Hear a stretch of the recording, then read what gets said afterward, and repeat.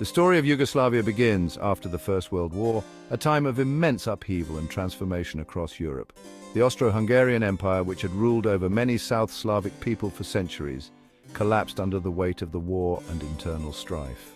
Amidst this upheaval, a new kingdom emerged in 1918, the Kingdom of Serbs, Croats, and Slovenes. This new entity was born out of a desire to unite the South Slavic peoples who had long been under foreign domination. This union aimed to unite these groups under one banner, fostering a sense of shared identity and purpose among the diverse South Slavic populations. It was later renamed Yugoslavia in 1929, signifying the aspiration to create a unified land of the South Slavs. This renaming was more than symbolic. It represented a bold vision for a cohesive national identity. However, this unity was fragile as the diverse ethnic groups had their own distinct identities and historical grievances. The country was plagued by internal divisions from the very beginning, with various factions vying for power and influence. Different ethnicities, religions, and languages created tensions within the newly formed state, making it difficult to achieve true unity. The first decade of Yugoslavia's existence was marked by political instability as leaders struggled to navigate the complex landscape of competing interests. The country struggled to find a balance between its diverse populations, each with its own aspirations and demands. The constitution, adopted in 1921, aimed to centralize power and create a more cohesive state structure. However, it fueled resentment among those who sought greater autonomy, particularly in regions with strong local identities. The assassination of a Croatian peasant party leader in parliament in 1928 further deepened the divides, highlighting the volatile nature of Yugoslav politics. This act of violence highlighted the fragility of the young nation and foreshadowed the challenges that lay ahead, as political violence became a recurring theme. King Alexander I, seeking to quell unrest and stabilize the nation, imposed a royal dictatorship in 1929.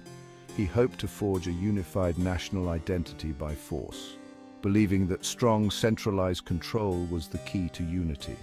He renamed the country Yugoslavia, divided it into new administrative regions, and clamped down on dissent, implementing strict measures to maintain order.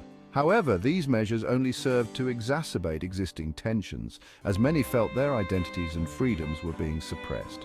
They fueled resentment towards the Serbian monarchy, particularly among Croats and other non-Serbian groups who felt marginalized and oppressed. This period of authoritarian rule did little to address the underlying issues that plagued Yugoslavia, as ethnic tensions and political unrest continued to simmer. The assassination of King Alexander I in 1934 marked a turning point, plunging the nation into further uncertainty and turmoil. The Regency Council, established to rule until his son Peter II came of age, struggled to maintain control, facing numerous challenges both internally and externally. Yugoslavia entered a period of uncertainty, further weakened by the looming threat of fascism in Europe, as extremist ideologies began to take root. The country's internal divisions and external pressures made it increasingly vulnerable in the years leading up to World War II, as the fragile unity of the South Slavic peoples was put to the test. The dream of a unified South Slav state faced its greatest test as the shadow of war loomed large, threatening to unravel the delicate fabric of Yugoslav society. The outbreak of World War II in 1939 plunged Yugoslavia into chaos. The country, which had been a patchwork of different ethnic groups and political factions, found itself at a crossroads as the global conflict began to unfold. The country initially tried to remain neutral. However, the pressure from Nazi Germany became too strong to resist. The geopolitical landscape of Europe was rapidly changing, and Yugoslavia's strategic position made it a target for both Axis and Allied powers.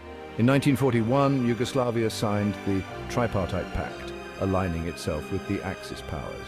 This decision was made under immense pressure from Germany, which sought to secure its southern flank before launching its invasion of the Soviet Union. This decision sparked widespread protests across the country. The population was deeply divided, with many opposing the alliance with Nazi Germany. Many, particularly in Serbia, saw it as a betrayal of their anti-fascist sentiments and their historical ties with the Allies. The streets of Belgrade and other major cities were filled with demonstrators demanding a reversal of the decision. Just days after signing the pact, a coup d'état overthrew the government. The coup was orchestrated by a group of pro-Allied military officers who were determined to break away from the Axis alignment. The coup leaders denounced the agreement with the Axis and declared the young King Peter II of age. This move was intended to signal a return to Yugoslavia's traditional alliances and to galvanize the population against the Axis powers. While this move was welcomed by many, it enraged Hitler. The Nazi leader saw the coup as a direct challenge to his plans and immediately ordered a military response. German forces, along with their Italian and Hungarian allies, swiftly invaded and occupied Yugoslavia in April 1941. The invasion was brutal and swift, overwhelming the Yugoslav military and leading to the country's rapid disintegration. The country was carved up, with territories annexed by its neighbors and puppet states established.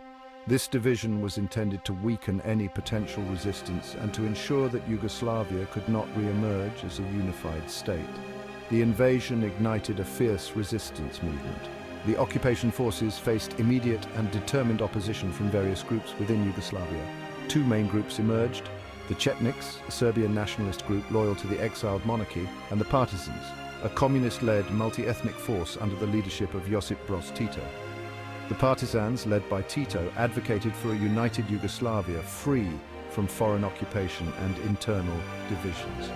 They attracted support from various ethnic groups and regions. The Chetniks initially focused on resisting the Axis powers.